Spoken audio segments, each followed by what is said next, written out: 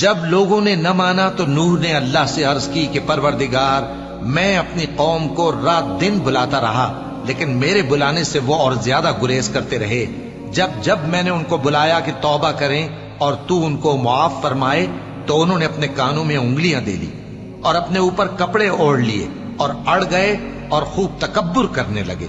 پھر میں ان کو بلند آواز سے بھی بلاتا رہا، پھر علانیہ بھی اور رازداری سے بھی سمجھاتا رہا۔ پھر میں نے کہا کہ اپنے پروردگار سے معافی مانگو کہ وہ بڑا معاف کرنے والا ہے۔ وہ تم پر آسمان سے موسلا دھار میں برسائے گا اور تمہارے مال اور بیٹوں میں اضافہ کرے گا اور تمہیں باغ عطا کرے گا اور ان میں تمہارے لیے نہریں بہا دے گا۔ تم کو کیا ہوا ہے کہ تم اللہ کی عظمت کا اعتقاد نہیں رکھتے، حالانکہ اس نے تم کو طرح طرح کی حالتوں میں پیدا کیا ہے؟